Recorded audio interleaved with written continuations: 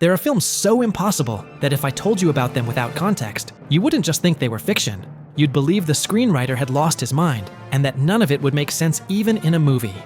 And yet, it all happened.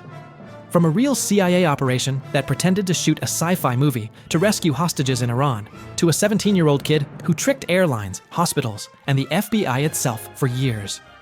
If you love cinema as much as I do, subscribe, hit like, and watch the rest of my videos. You're going to love them. Get ready, you're about to see how, sometimes, reality doesn't just surpass cinema. It makes it look ridiculous.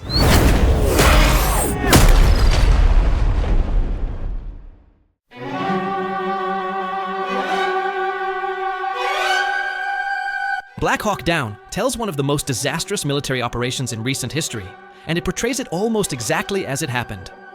In 1993, the United States sent a group of soldiers to Mogadishu, Somalia, to capture 2 lieutenants of a local warlord. The mission seemed simple: go in, arrest them, and get out in under an hour. But nothing went as planned. 2 Black Hawk helicopters were shot down in the heart of the city, and suddenly the soldiers were trapped, surrounded by thousands of militiamen who knew every alley. What was supposed to be a quick operation turned into a desperate battle that lasted more than 15 hours, with units separated, ammunition running out, civilians caught in the crossfire, and a level of chaos that seems impossible even for a Hollywood movie. And the hardest part is that many of the soldiers who survived later said the real thing was even worse than what the film shows. Hours unable to evacuate the wounded, gunfire from every direction, and communications that were practically useless. Some teams didn't even know if their comrades were still alive. The movie barely exaggerates anything. The confusion, the fear, the improvised decisions, all of it really happened.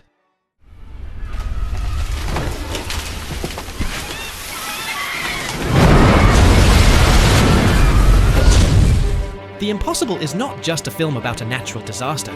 It's the almost exact recreation of one of the most devastating tragedies of the 21st century. In 2004, a tsunami struck the coasts of Southeast Asia and killed more than 200,000 people in a matter of minutes. The family we see in the movie was real. A couple and their 3 children who were on vacation when a giant wave, as tall as a building, crashed over them without warning. The movie depicts the moment with painful accuracy. The roar of the wave, the impossible force of the water sweeping away everything, cars, trees, entire houses, and a family that, in seconds, is separated, injured, and completely at the mercy of a nature you cannot bargain with. The mother suffered severe injuries, including multiple internal tears, and still had to fight to stay conscious in order to save her oldest son, who was also nearly dragged away. And the most incredible part comes after. Against all logic, all 3 children survived. The father also managed to stay alive, searching for hours through makeshift hospitals, filled with wounded people and absolute chaos. The family only reunited thanks to one of the younger kids, who barely spoke and happened to hear his father's name shouted in a crowded hallway. That real miracle, reuniting in a devastated country among thousands of missing people, is what gives meaning to the title. What we see isn't fiction. It's exactly what they lived through. The impossible really happened. Blow tells the true story of George Jung, a seemingly ordinary guy who ended up becoming one of the biggest cocaine traffickers in the history of the United States. What's surprising is that he didn't start as a criminal.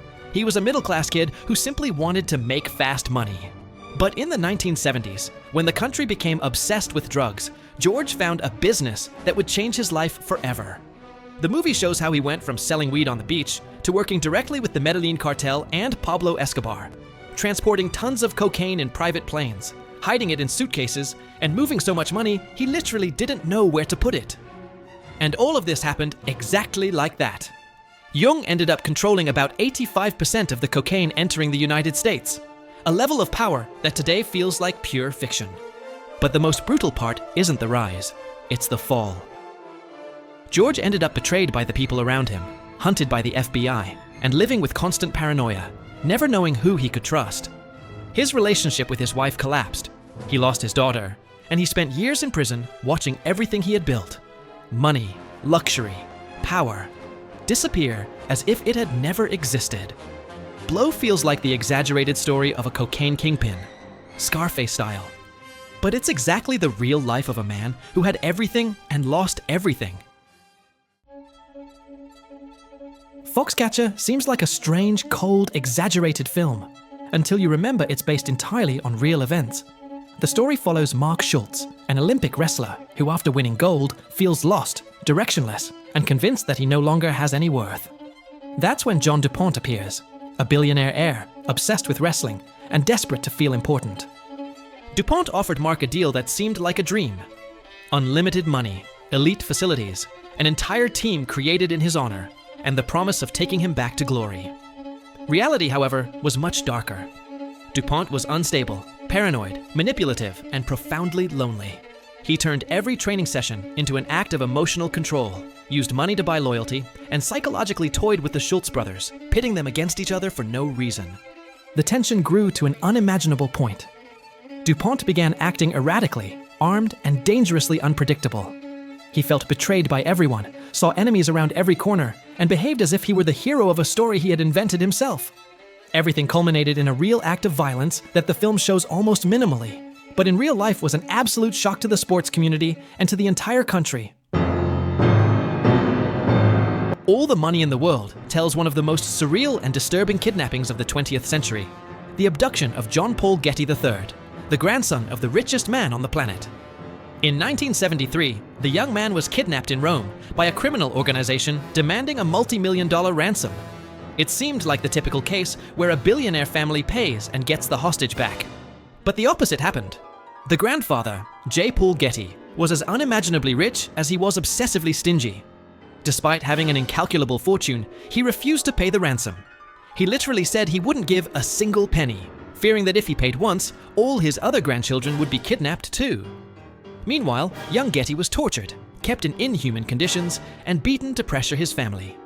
Things became so extreme that the kidnappers eventually sent one of the most macabre proofs in history, the boy's ear, cut off and sent by mail. The film shows the desperate negotiation, the mother's anguish, and the grandfather's almost monstrous coldness, who only gave in when economic interests, not family ones, were at stake. In real life, the boy survived by very little, but was scarred forever. Trauma, addictions, a broken life that never returned to normal. The story seems invented. The grandson of the richest man in the world, abandoned to his fate, while his grandfather haggles over his life. But every detail, as unbelievable as it seems, happened exactly like that.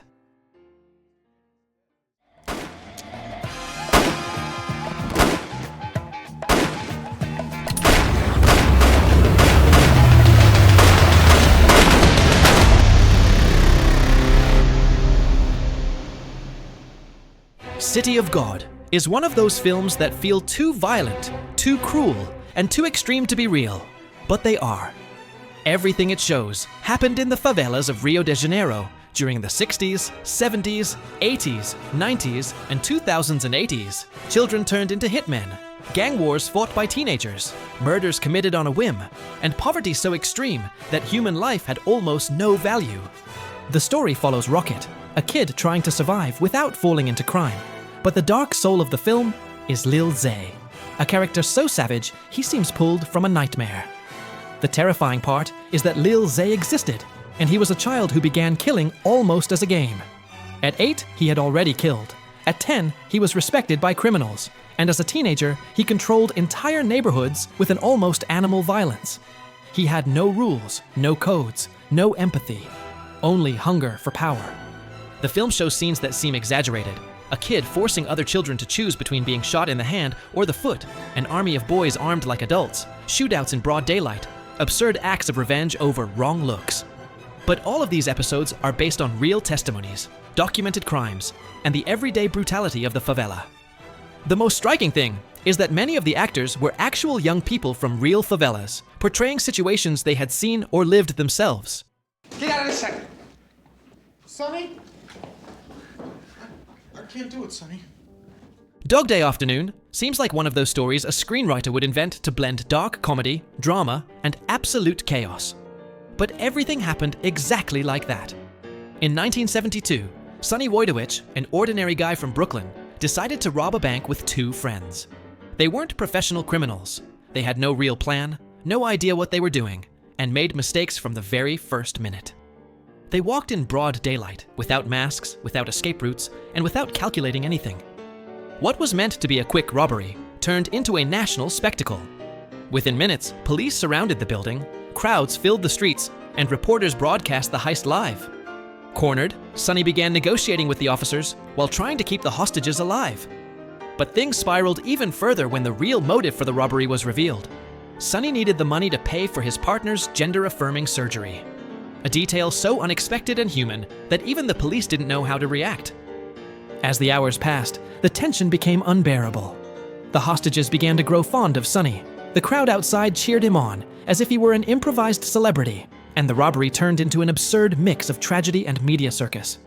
Everything culminated in an unexpected escape attempt towards the airport, escorted by the FBI, which ended in a real-life outcome far harsher and more devastating than the almost surreal tone of the heist.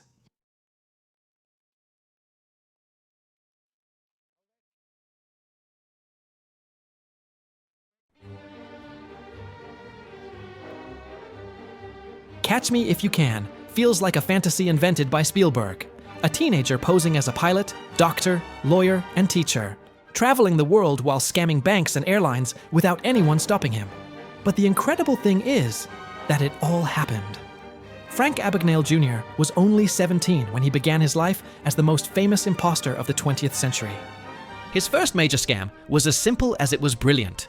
He copied a Pan Am pilot's signature, forged a few checks, and ended up flying in real cockpits, traveling the world for free. Then he decided being a pilot wasn't enough, so he falsified a Harvard diploma and worked as a lawyer. Later, he posed as a pediatrician in a hospital for months. All of this while being a kid who barely knew how to shave. The movie shows his charisma, his absurd intelligence, and his ability to get away with things that seem impossible. Convincing federal agents, manipulating airline staff, using a uniform to gain authority. But none of this is exaggerated. Abagnale really fooled the FBI for years, and they had no idea who he was or how he could move so quickly between states and countries. And the craziest part is how his story ends. When they finally caught him, the FBI didn't just decide not to destroy him, they hired him. The greatest teenage con artist in history ended up working for the government itself, teaching them how to detect fraud and forged checks. Today, in his 70s, he's still an FBI consultant. Hold on! What the fuck is going on out here? The Wolf of Wall Street is one of those films that seem impossible to believe. Drugs, orgies, endless money, multi-million-dollar fraud, crashed planes, wrecked helicopters, and a guy so over the top he feels like a cartoon in real life. The surprising thing is that Scorsese didn't need to exaggerate anything. Jordan Belfort's life was exactly like that, and in many moments, even worse. Belfort started out as an ordinary salesman, an ambitious but average guy, until he discovered how to manipulate the market with penny stocks and sell false dreams to thousands of investors. Within months, he went from having no money to pay rent to running a firm that generated millions of dollars a day. Not a month, a day. Cash stuffed in mattresses, suitcases full of money, accounts in Switzerland, and bribes that reached from bankers to officials. The movie seems exaggerated when it shows the drugs, quaaludes, cocaine in the bathroom, hallucinatory trips, parties with little people thrown at dartboards. But Belfort confirmed that all of that happened, and that many of the most absurd scenes, like crawling on the ground to get into his car, or sinking a yacht in the Mediterranean while trying to impress his guests, are completely real. And while his life turned into a carnival of excess and madness, the FBI began closing in. The fall was as spectacular as the rise. Arrests, betrayals among his own friends, and an empire that collapsed in a matter of weeks. Jordan ended up in prison, lost his company, his marriage, and almost his life. All because of a mix of ego, addiction, and easy money. And the worst part is that soon after getting out of jail, he wrote a book, became a motivational speaker, and everyone forgave him. Before number one, I need to make a special mention, because this is possibly the best prank ever pulled in cinema. Fargo opens with a title card that reads, "This is a true story." And of course, after you see what happens, you believe it. A desperate car salesman who tries to kidnap his own wife to get money. A criminal who spends half the movie with his ear bleeding. A pregnant sheriff investigating the crimes with an almost surreal calmness. And a guy who feeds his friend into a wood chipper. Everything feels so everyday and so realistic that anyone would believe it happened. But no, none of it did. The Coens made it all up, and half the world fell for it. The real operation behind Argo is, quite literally, the craziest thing the CIA has ever done. I'm not exaggerating. If a screenwriter had pitched this story in Hollywood, they would have laughed in his face. And yet, it happened exactly like this. In 1979, during the Iranian Revolution, the United States Embassy in Tehran was stormed. 52 Americans were taken hostage, but 6 managed to escape and hide in the Canadian ambassador's home. They were trapped in a country searching for them street by street. The CIA had to get them out, but there was no logical way to do it. Until an idea emerged that was so absurd it sounded like an inside joke. Enter Iran, pretending to be a Hollywood crew shooting a sci-fi blockbuster. A fake movie, a phantom project, an impossible cover called Argo. The agency created a fake production company, designed posters, storyboards, press notes, and even magazine ads to make the lie look real. Hollywood participated without knowing the truth. Meanwhile, Tony Mendez, an infiltration expert, flew to Tehran to teach the 6 fugitives how to play their new roles as producers, screenwriters, and art designers. Every detail had to be perfect. Names, biographies, the way they walked, and even how they answered technical questions about the movie. The airport was a death trap. Armed militiamen, improvised checkpoints, fake passports, and blacklists circulating between offices. If one of them hesitated, stuttered, or forgot their character during questioning, they'd be executed on the spot, and yet they pushed forward, lying with a cold-blooded confidence even they didn't know they had. The final escape was even more tense than what the movie shows. Last-minute bureaucratic arguments, repeated checks, soldiers calling to verify details about the supposed film, chasing them onto the runway, and a takeoff that literally happened at the last possible minute. The most incredible thing is that it worked. The CIA's most ridiculous, absurd, and risky plan pulled off the impossible. And for decades, no one could talk about it. The mission was classified. It's not that reality surpasses fiction.